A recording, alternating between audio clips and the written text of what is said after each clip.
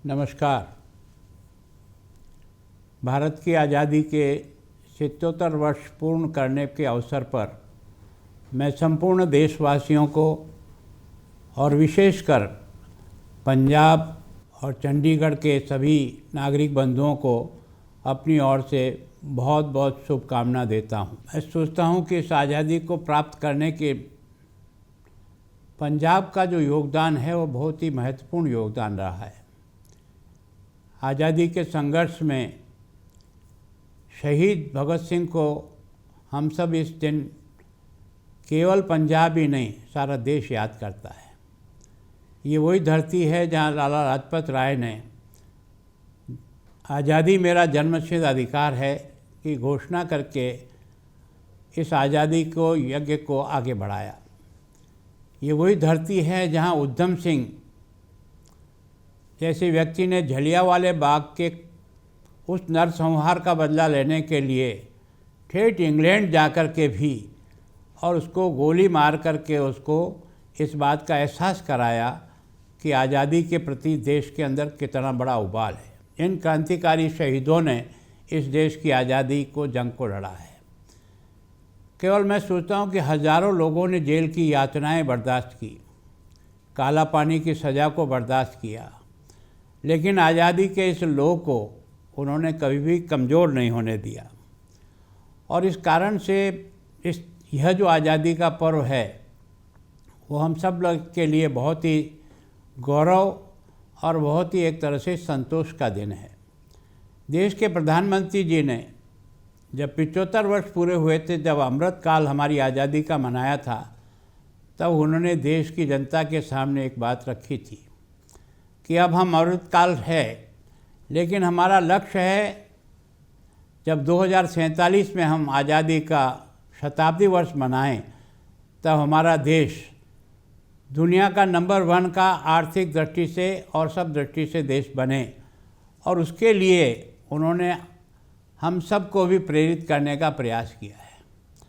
मैं सोचता हूँ कि हम सब लोगों को इस बारे में विचार करना चाहिए कि जिन्होंने आज़ादी का जंग लड़ा, जिन्होंने अपना सब कुछ दिया, अपना परिवार छोड़े, भाई बहन छोड़े, देश की आज़ादी के लिए सब यातनाएं सहन की, उन्होंने तो अपना एक कर्तव्य पूरा कर दिया और हमको आज़ादी का ये जो शुभ अवसर मनाने का मौका दे दिया।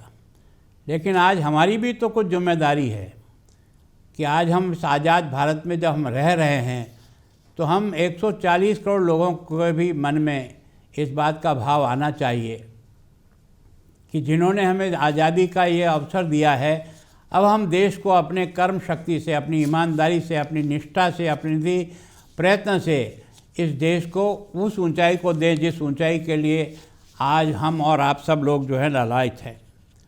मैं सोचता हूँ ये देश का कितना भाग्यशाली है कि जब 18वीं लोकसभा का चुनाव किया तो 65 करोड़ लोगों ने मतदान करके इस देश के लोकतंत्र को दुनिया को दिखा दिया कि भारत की जनता अपने लोकतंत्र को कितना प्यार करती है।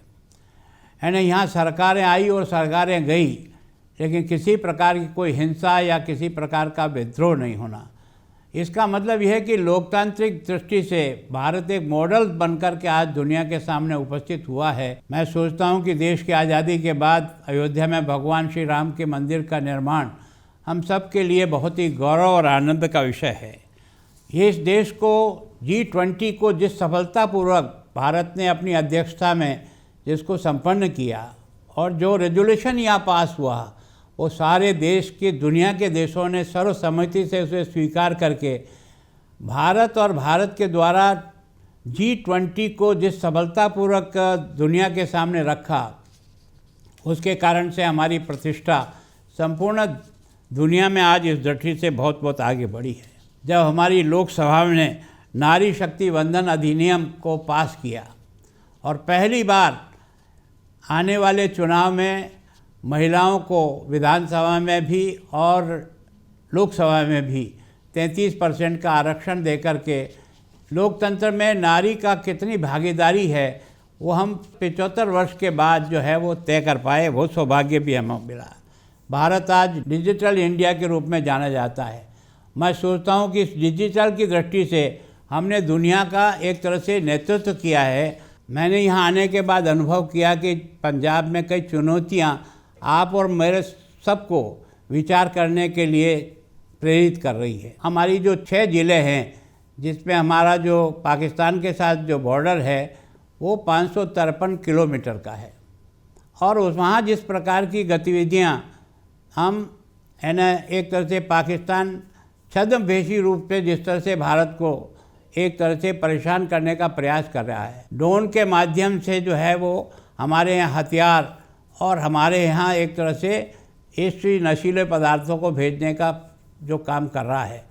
मैं सोचता हूँ कि हमारी फ़ौज ने, हमारी बीएसएफ ने, हमारी बॉर्डर सिक्योरिटी के सभी लोगों ने और वहाँ के लोकल लोगों ने मिलकर के उस पर काफ़ी कुछ कंट्रोल करने का प्रयास किया। पंजाब की पुलिस ने भी एक तरह से उनकी मददगार बनकर के इस को रोकने का प्रयास किया है। पंजाब नशा मुक्त कैसे बने, इस विषय को हम सब लोग गंभीरता से लेकर के और सीमाओं को सुरक्षित करने की दृष्टि से सीमा के गांवों को हम वहां के सुरक्षा कमेटियां बना करके अधिक से अधिक उनको कैसे देश के लिए काम करने के लिए प्रेरित कर सकते हैं। केंद्र सरकार हमें हर प्रकार से मदद कर रही है, लेकिन फिर भी हम राज्य और केंद्र दोनों मिल कर के पंजाब के विकास के लिए, चंडीगढ़ के विकास के लिए अधिक से अधिक कैसे काम करें।